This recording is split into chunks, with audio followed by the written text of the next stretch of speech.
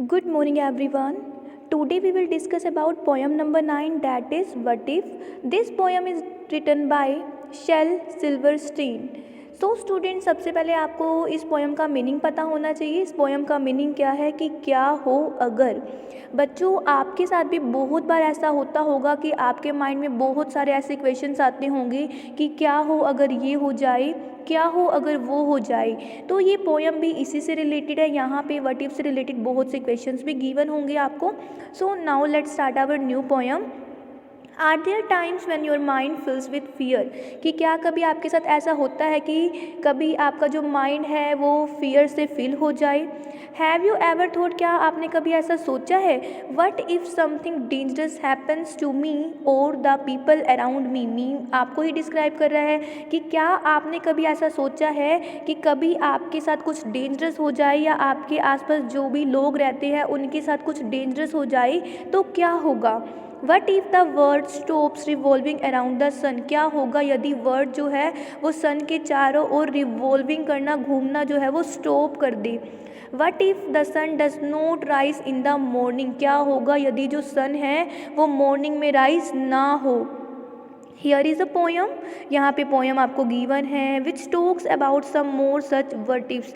यहाँ पे आपको पोएम गिवन है और वहाँ यहाँ पे किससे रिलेटेड बातें की जाएंगी, वट इफ से रिलेटेड। मीन्स कि वट इफ से रिलेटेड बहुत सारे क्वेश्चंस आने वाले हैं। Okay.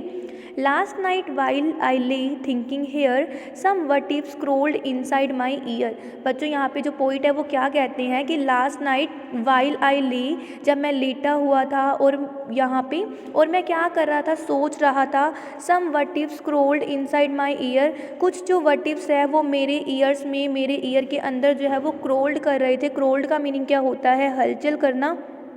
And pranced and parted all night long and sang their same old what if song। और वो क्या कर रहे थे, पूरे की पूरी रात उन्होंने क्या किया, pranced किया मीन्स की उछल कूद की, and parted मतलब बहुत ज़्यादा इंजॉय किया, and sang their same old what if song और उन्होंने क्या करा, वही पुराने अपने what if सॉन्ग गाए। यहाँ पे अब देखो क्वेश्चंस आएंगे। What if I am dumb in school, क्या होगा यदि मैं स्कूल में डम्ब हो जाऊँ। डम्ब का मीनिंग क्या होता है, जो बोल नहीं सकते, मीन्स कि गूंगे जो होते हैं। What if they have close the swimming pool, क्या होगा यदि स्विमिंग पूल जो है वो क्लोज हो जाए। What if I get beat up, क्या होगा यदि कोई मुझे पीट दे। What if there's poison in my cup, क्या होगा यदि मेरी कप में क्या हो, जहर हो। What if I start to cry, क्या होगा यदि मैं जो हूँ क्राई करना स्टार्ट कर दूँ। Okay. What if I get sick and die, क्या होगा यदि मैं बीमार हो जाऊँ, सिक हो जाऊँ और उससे मेरी मृत्यु हो जाए।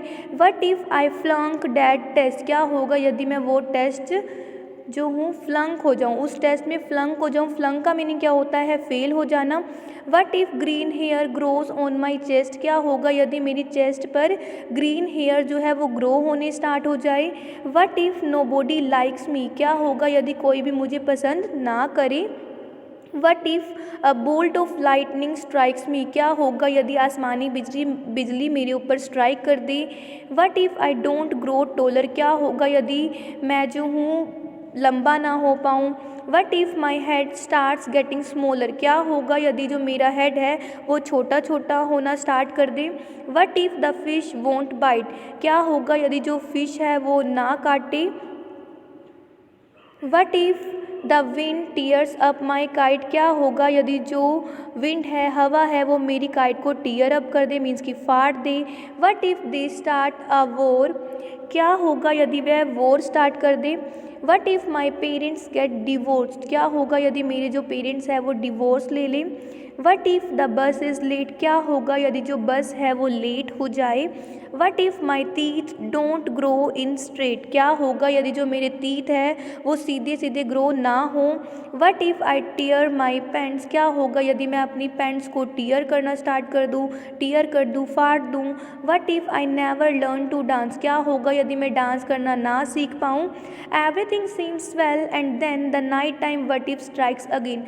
अब देखो सब कुछ ठीक हो गया था एंड देन और तब द नाइट टाइम, फिर दोबारा से नाइट टाइम आया और ये सारे वट इफ से रिलेटेड क्वेश्चन जो है पोइट के माइंड में स्ट्राइक करना उन्होंने स्टार्ट कर दिया। ओके बेटा, thank you and have a nice day.